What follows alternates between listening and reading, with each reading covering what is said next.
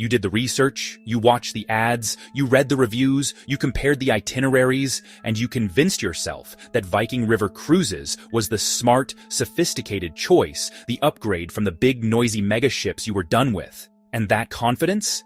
That's exactly what makes what I'm about to tell you so uncomfortable.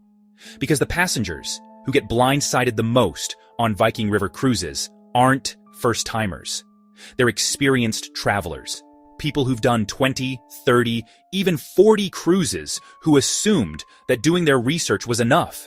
It wasn't, because there's a second layer to Viking that no amount of brochure reading reveals, and it only shows up after you've paid your deposit. You're standing on that longship, and it's already too late to change anything. Viking's marketing sells you on inclusive dining. It sounds premium. It sounds relaxed. It sounds like food is just there. But here's what they don't put in the brochure. Lunch runs from noon to 2 p.m. That's it. Miss that window and you don't eat. There's no grab and go, no casual snack bar, no room service, nothing. Now imagine this. You've just done a 10-hour shore excursion through the French countryside. You're exhausted. Your feet hurt. You get back to the ship at 6 p.m. and your only option is a formal sit-down dinner. Tired, hungry, and stuck at a table with 6 strangers. It's not a deal breaker, but it absolutely catches people off guard. The smart move? Pack snacks in your day bag. And buy food ashore. Viking allows it. 0 restrictions. A baguette and cheese from a local market at every port stop. Problem solved. Veranda stateroom sounds spacious. It sounds generous. It sounds like a proper room. It is 205 square feet. To put that in context, most balcony cabins on mid-sized ocean ships are around 220 to 240 square feet, and that's before you account for river ship design, which prioritizes public spaces over cabin size. To get from the door to the balcony, you are squeezing around the bed. Again, not a disaster. But if you're used to ocean cruising, the size adjustment is real. The smart move? Request Deck 3 cabins at booking. They run slightly larger due to the ship's hull shape. And bring magnetic hooks, the walls are metal, they work perfectly, and they instantly create storage space that the cabin doesn't naturally have. Viking's ocean ships have self-service launderettes. Passengers love them. They're convenient and they save money. Viking's river ships? No launderette at all. The only option is the onboard laundry service, and it costs between $5 and $8 per individual item. Run the numbers on a 14-day sailing. Shirts, trousers, underwear, socks. You're looking at $200 or more just in laundry. The smart move? Pack light, fast-drying layers that can be rinsed in the sink overnight. And at longer port stops, find a local laundrette. Many European river towns have them within a 5-minute walk of the dock. $10 for a full load. Done. This one stings, especially if you've paid $10,000 or more for a river cruise that calls in Paris.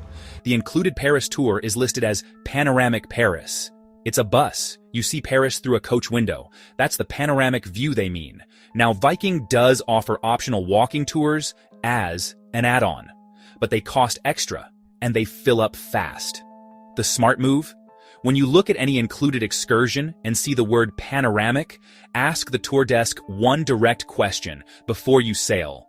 Is this a walking tour or a coach?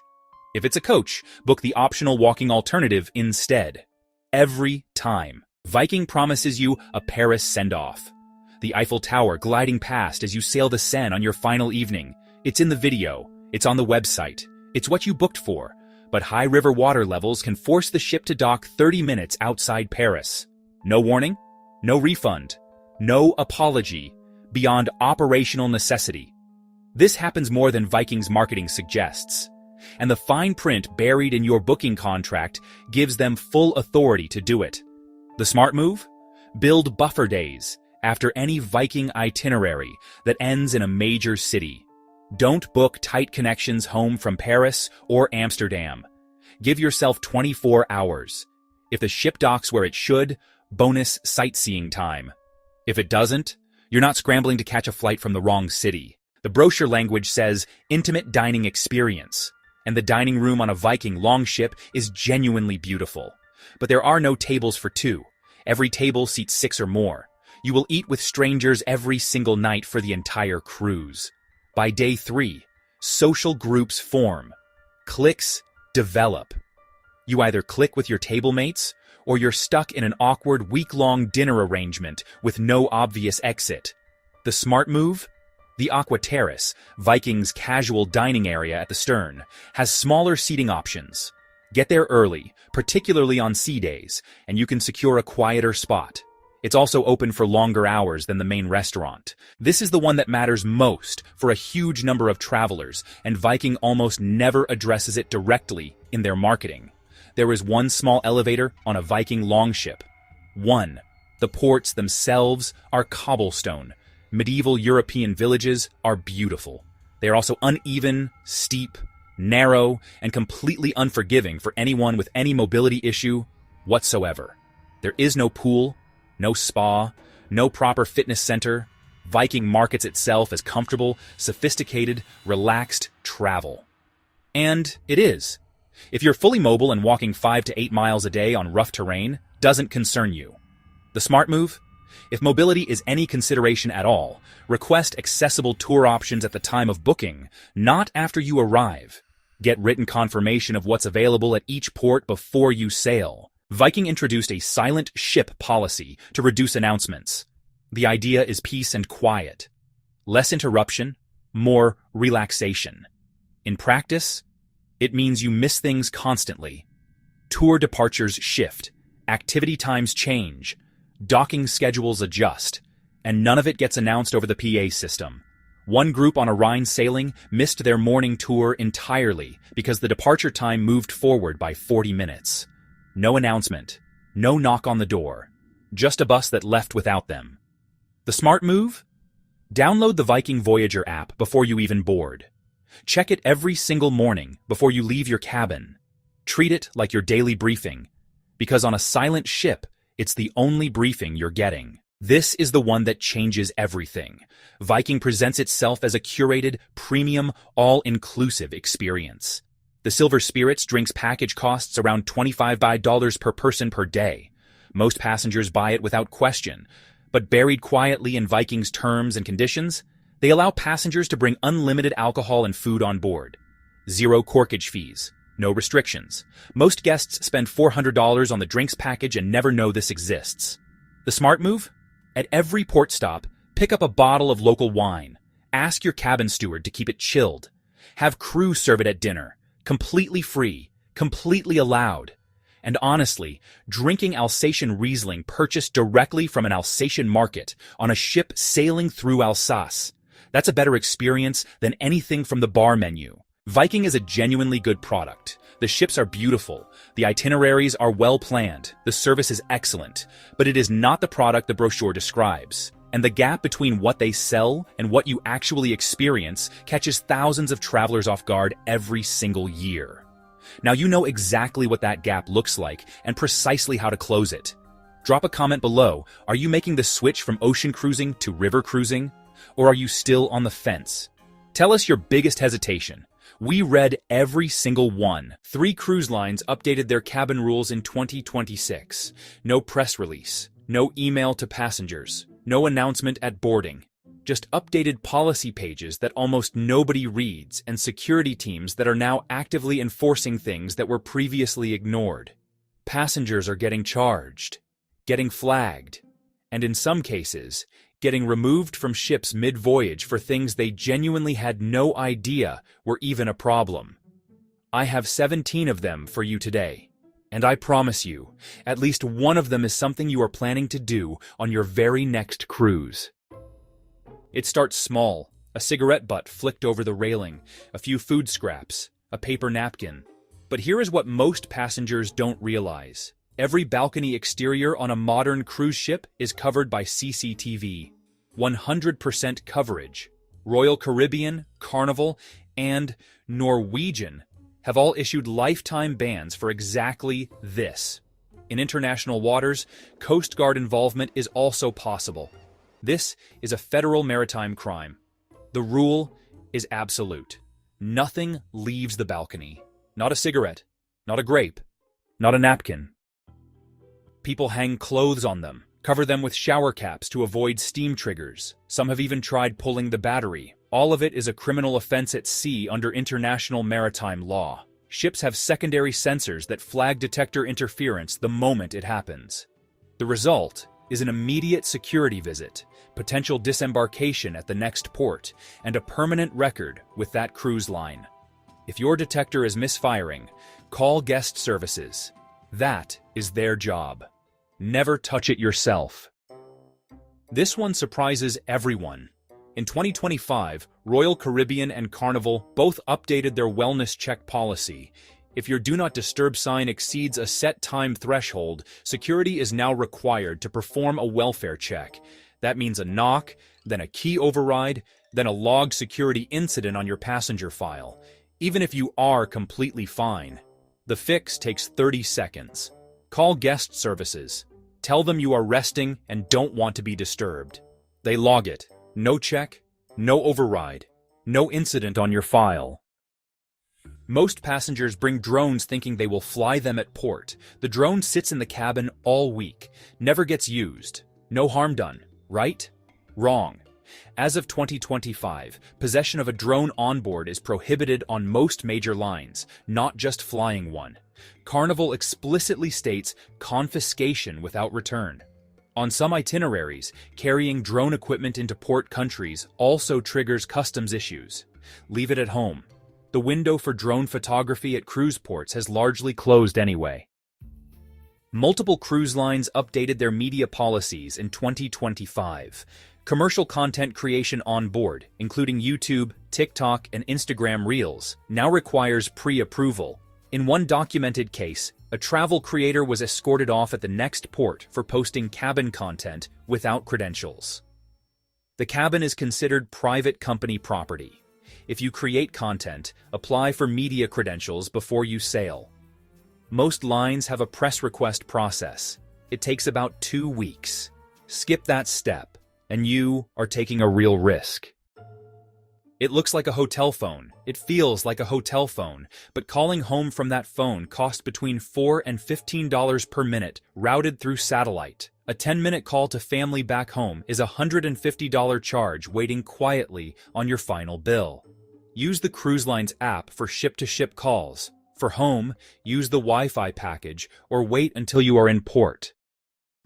If you sailed 3 or more years ago, room service was probably included, so you order it without thinking. Every major cruise line now charges between $5 and $10 per room service order, plus gratuity. Daily orders across a 7-night cruise add up to a hidden $100 charge most passengers don't notice until checkout. Breakfast is still free on most lines. Everything else? Check the fee before you hit confirm in the app. Your 26,800 mAh power bank is incredibly useful on port days.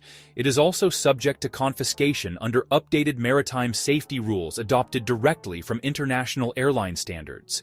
Anything over 100 watt-hours gets flagged. No compensation. Some lines check at embarkation, others during safety rounds mid-cruise.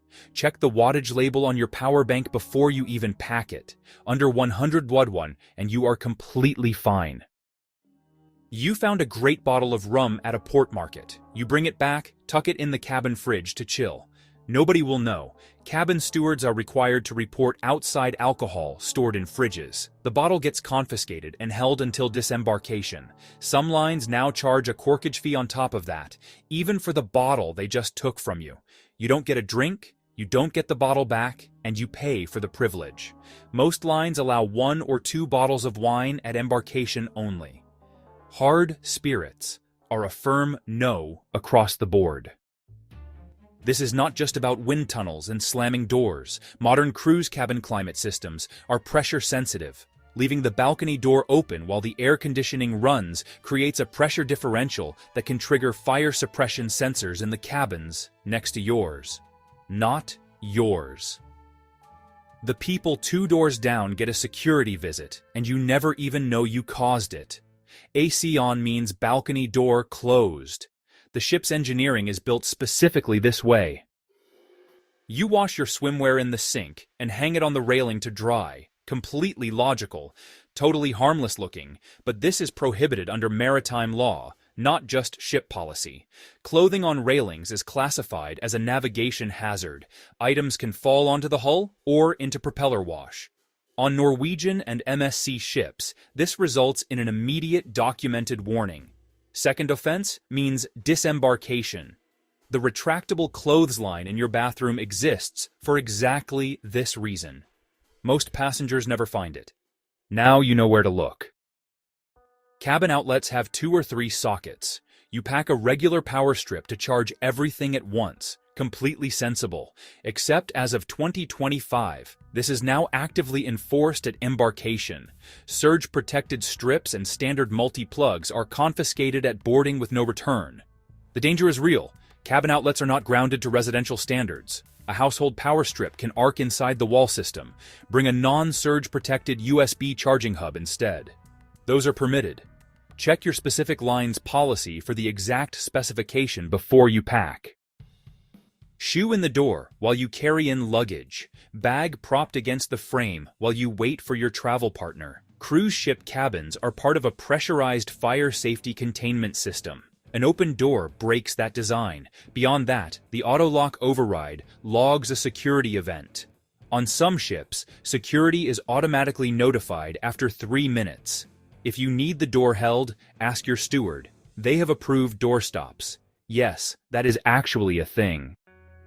Ships have documented pest incidents traced directly to food stored in cabins. Cockroaches, ants, all from passengers wrapping food in napkins and bringing it back to eat later. In 2025, major lines put this on the housekeeping radar. Cabin stewards now log it. It goes on your passenger profile. Use room service if you want cabin dining. Most cruise cabin thermostats do not control actual temperature. The dial adjusts airflow percentage. The ship's central system controls the base temperature by zone. Passengers spend entire cruises frantically adjusting a dial that is doing almost nothing. Then they leave a bad review about air conditioning. If your cabin is genuinely too hot or too cold, call engineering, not guest services. Engineering controls the zone and can actually fix it in minutes. On mass market lines, the minibar is charged individually for every single item. Your drinks package almost certainly does not cover it. You pick up a small bottle of water, the drinks package covers nothing, and you get a charge you were not expecting. On luxury lines like Seabourn and Silversea, the minibar is usually included. On everything in between, check first. Always. Look at your cruise packing list right now, because I guarantee at least 3 things on that list, things you've packed for years. Maybe your whole cruising life are completely dead weight in 2026 because cruise ships quietly changed and nobody sent you the memo. I've done over 40 cruises, and I still see experienced cruisers dragging these items on board every single sailing. Here are the 10 things you need to stop packing, and exactly what changed that made them pointless. You've had it since your first cruise. It's small, it's reliable, it's never let you down. But here's the thing, every single cabin phone on every mainstream cruise ship has a built-in wake-up call service. Your TV menu does the same thing. And then there's that smartphone sitting on your nightstand with 3 backup alarms already set. That little clock is 6 ounces of guilt you're carrying for nothing. Leave it home. Set your phone alarm the night before. Call the front desk if you want a human voice waking you up. Done. You pulled out $400 before the trip, just in case, because you remember when cash was the only way to tip, buy drinks, or pay at the casino, but your SeaPass card, your medallion, your ship app that is your wallet on board now. Every drink, every spa treatment, every casino, chip runs straight through your onboard account. And at ports, a no foreign transaction fee travel card handles everything cleaner and safer than cash. Here's the real problem with cash at sea. It's a target. Pickpocketing at busy cruise ports is very real. Lose $400 in an envelope and it's gone forever. Cancel a card and you recover everything. Carry $50 to $80 for genuine emergencies. The rest stays home. You know the type. boarding pass printed, cruise contract printed, shore excursion confirmations, luggage tag email, 40 pages, plastic wallet, color-coded tabs. In 2026, every major cruise line boards via QR code on your phone. The Royal Caribbean app, the Carnival Hub app, the Princess Medallion app. Your phone is your boarding pass. Luggage tags are handled at the pier or mailed to your home before you even leave. The one exception, print your travel insurance card, a passport photo backup, and any pre-cruise hotel confirmation. That's genuinely it. The folder stays home. The phone comes with you. Someone told you cruise cabins have weird outlets. 2 sockets, both on the wrong wall, probably European 2-prong, but every ship built in the last decade has US standard 110V outlets, European 220V outlets, and USB-A and USB-C ports built right into the desk and bedside table. Your phone charges directly, no adapter needed. The only nuance, if you're sailing on a very old vessel, check the cabin specs first. But on any mainstream ship launched in the last 10 years, the adapter kit is pure dead weight. 3 charging cables, 0 adapters. Maybe it's Frommer's, maybe it's a Rick Steves paperback, maybe it's a TripAdvisor printout from 2022 that you laminated because you were feeling organized. Here's the problem. Your ship's app shows every port, every excursion, every tender schedule in real time. Google Maps works the moment you step off the gangway, and the ship's excursion desk knows today's actual conditions, current closures, safety updates, local situations, better than anything printed before your departure. The smarter move? Screenshot the port map from the ship's app the night before you arrive. That's your offline guide. Takes 10 seconds. The guidebook is pre-2020 intelligence in a 2026 port. Leave it home. You have a tuxedo or evening gown that has sailed with you since 2008. Formal night used to mean exactly that. Mandatory formal dress. Show up in anything less, and you weren't getting into the main dining room. But between 2019 and 2024, the rules changed fleet-wide. Carnival replaced formal night with cruise elegant, a suggestion, not a rule. Royal Caribbean made formal nights explicitly optional. Norwegian never had them. MSC softened its policy across most itineraries. Why? Passenger complaints. Declining participation. The cruise lines listened. What you actually need now: 1 smart casual dinner outfit, 1 versatile dress or collared shirt. That's genuinely all. One big exception though: Cunard, Silversea, and the top luxury lines still hold the line on formal dress. Check your specific cruise before you decide. But for most people reading this, the tuxedo can stay in the wardrobe at home. Shampoo, conditioner, body wash, lotion, the full gallon Ziploc bag. Because you remember when ships handed you a tiny soap bar and a travel-sized conditioner that felt like engine oil. But between 2018 and 2024, virtually every major mainstream line upgraded to wall-mounted dispensers with full-size shampoo, conditioner, and body wash. Some lines, like Celebrity and Princess, using recognizable premium brands. Liquids add weight. They risk exploding in your bag, and you're flagged at airport security every single trip for something the ship already has waiting in your cabin shower. What to still pack: your specific skincare routine, your personal toothpaste, any prescription or specialist items. That's the actual list. You packed a waterproof point and shoot because you wanted good port photos without risking your phone near water. But modern smartphones, even 2022 models, are rated IP68 water resistant and shoot better photos than any camera under $200. The ship also has professional photographers at every major moment, with full digital packages available to purchase. A camera, charger, memory card, and case. That's weight, space, and one more thing to lose at a busy port. One exception: if you're diving to serious depth, a dedicated underwater housing makes sense. For a normal port day, your phone is the camera. You heard cruise ship cabins were outlet deserts. 2 sockets, both on the wrong side of the room, so you packed a power bank to keep everything charged throughout the day. But the cabin redesign wave of 2019 to 2024 added USB-A and USB-C ports at the desk, at the bedside table, and on some ships, in the bathroom too. Multiple devices charge at the same time without anyone fighting over a socket. The nuance: older ships, pre-2015 builds, may still have limited outlets. Check your specific ship before you decide. On modern ships, the power bank is a heavy backup for a problem that no longer exists. Yes, some cruisers still pack these. This is the intervention. If you started cruising in the 80s or 90s, travelers' checks were the gold standard. American Express. You knew the drill. They were safe, replaceable, trusted. In 2026, almost no port merchant, taxi, restaurant, or even bank branch accepts them. They are effectively unusable almost everywhere cruise ships call. A no foreign transaction fee credit card, Charles Schwab, Chase Sapphire, Capital One Venture gives you the exact same protection. Zero loss if stolen. Works everywhere. If you still have traveler's checks from a previous cruise sitting in a drawer somewhere, this is your sign.